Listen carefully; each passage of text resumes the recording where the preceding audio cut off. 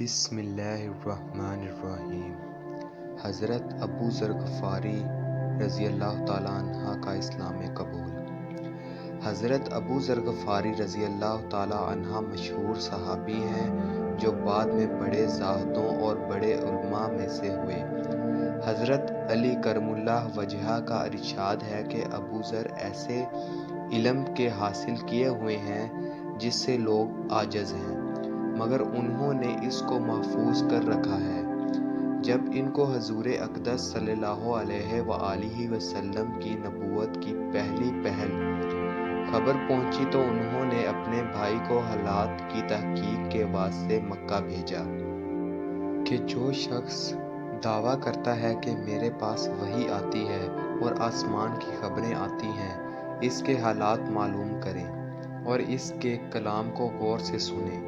وہ مکہ مکرمہ آئے اور حالات معلوم کرنے کے بعد اپنے بھائی سے جا کر کہا کہ میں نے ان کو اچھی عادتوں اور عمدہ اخلاق کا حکم کرتے دیکھا اور ایک ایسا کلام سنا جو نہ شعر ہے نہ کہانوں کا کلام ہے۔ ابو ذر رضی اللہ تعالیٰ عنہ کی اس مجمل بات سے تشفی نہ ہوئی تو خود سامان سفر کیا اور مکہ پہنچے اور سیدھے مسجد حرام میں گئے۔ حضور صلی اللہ علیہ وآلہ وسلم کو پہچانتے نہیں تھے اور کسی سے پوچھنا مصلحت کے خلاف سمجھا۔ شام تک اسی حالت میں رہے۔ شام کو حضرت علی کرم اللہ وجہہ نے دیکھا کہ ایک پردیسی مسافر ہے۔ مسافروں کی، غریبوں کی، پردیسیوں کی خبر گیری، ان کی ضرورتوں کا پورا کرنا ان حضرات کی گھٹی میں پڑا ہوا تھا، اس لیے ان کو اپنے گھر لے آئے، میزبانی فرمائی، لیکن ان کے پوچھنے کی کچھ ضرورت نہ سمجھی کہ کون ہو، کیوں آئے۔ مسافر نے بھی کچھ ظاہر نہ کیا۔ صبح کو پھر مسجد میں آ گئے اور دن بھر اسی حال میں گزرا کہ خود پتہ نہ چلا اور دریافت کسی سے نہ کیا۔ غالباً اس کی وجہ یہ ہوگی کہ حضور صلی اللہ علیہ وآلہ وسلم کے ساتھ دشمنی کے قصے بہت مشہور تھے۔ آپ کو اور آپ کے ملنے والوں کو ہر طرح کی تکلیفیں دی جاتی تھیں۔ ان کو خیال ہوا ہو کہ صحیح حال معلوم نہیں ہوگا اور بدگمانی کی وجہ سے مفت کی تکلیف علیحدہ رہی۔ دوسرے دن شام کو پھر حضرت علی رضی اللہ تعالیٰ عنہ کو خیال ہوا کہ پردیسی مسافر ہے، بظاہر جس غرض کے لیے آیا ہے وہ پوری نہیں ہوئی، اس لیے پھر اپنے گھر لے گئے اور رات کو کھلایا سلایا، مگر پوچھنے کی اس رات بھی نوبت نہ آئی۔ تیسری رات کو پھر یہی صورت ہوئی تو حضرت علی رضی اللہ تعالیٰ عنہ نے دریافت کیا کہ تم کس کام آئے ہو، کیا غرض ہے؟ تو حضرت ابو ذر رضی اللہ تعالیٰ عنہ نے اول ان کی قسم اور عہد و پیمانہ دیے اس بات کے کہ وہ صحیح بتائیں، اس کے بعد اپنی غرض بتلائی۔ حضرت علی کرم اللہ وجہہ نے فرمایا کہ وہ بے شک اللہ کے رسول ہیں اور صبح کو جب میں جاؤں تو تم میرے ساتھ چلنا، میں وہاں تک پہنچا دوں گا، لیکن مخالفت کا زور ہے، اس لیے راستے میں اگر مجھے کوئی شخص ایسا ملا جس سے میرے ساتھ چلنے کی وجہ سے تم پر کوئی اندیشہ ہو تو میں پیشاب کرنے لگوں گا یا اپنا جوتا درست کرنے لگوں گا، تم سیدھے چلے چلنا، میرے ساتھ ٹھہرنا نہیں، جس کی وجہ سے تمہارا میرا ساتھ ہونا معلوم نہ ہو۔ صبح کو حضرت علی کرم اللہ وجہہ کے پیچھے پیچھے حضور صلی اللہ علیہ وآلہ وسلم کی خدمت میں پہنچے۔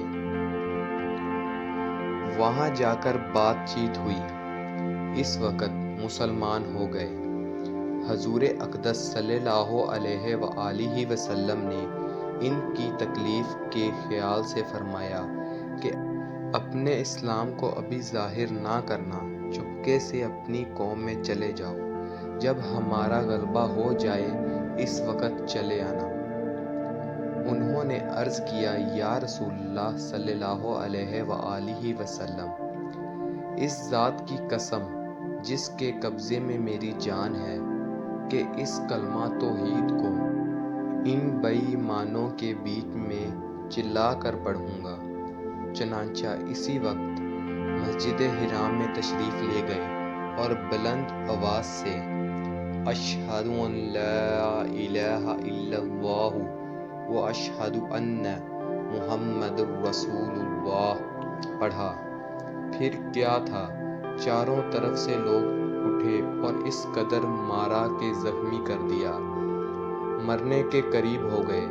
حضور صلی اللہ علیہ وآلہ وسلم کے چچا حضرت عباس رضی اللہ تعالی عنہ، وہ اس وقت تک مسلمان بھی نہیں ہوئے تھے، ان کے اوپر بچانے کے لیے لیٹ گئے اور لوگوں سے کہا کہ کیا ظلم کرتے ہو؟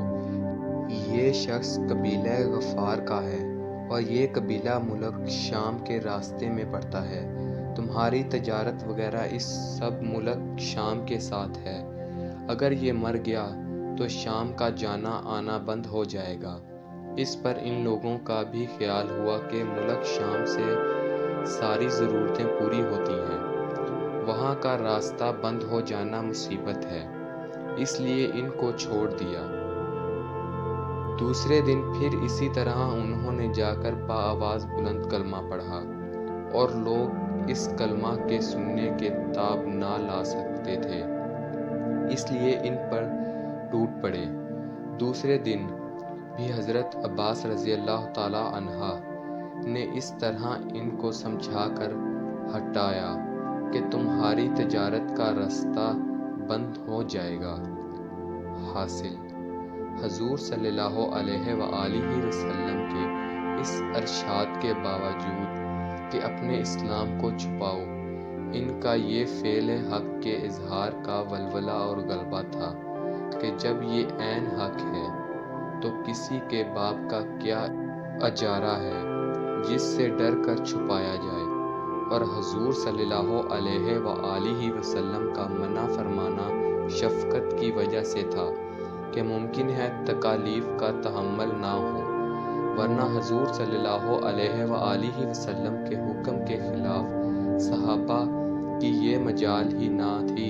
چنانچہ اس کا کچھ نمونہ مستقل باب میں آ رہا ہے، چونکہ حضور اقدس صلی اللہ علیہ وآلہ وسلم خود ہی دین کے پھیلانے میں ہر قسم کی تکالیفیں برداشت فرما رہے تھے۔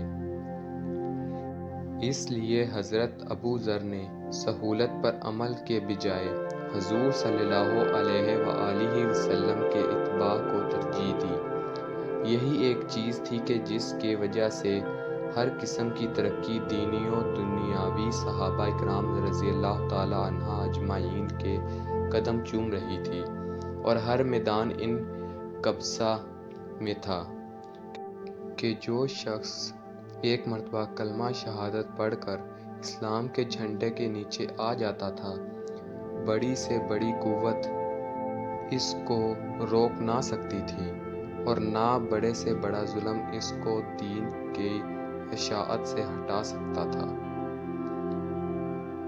والسلام، الصلاۃ والسلام علیک یا رسول اللہ، الصلاۃ والسلام علیک یا حبیب اللہ۔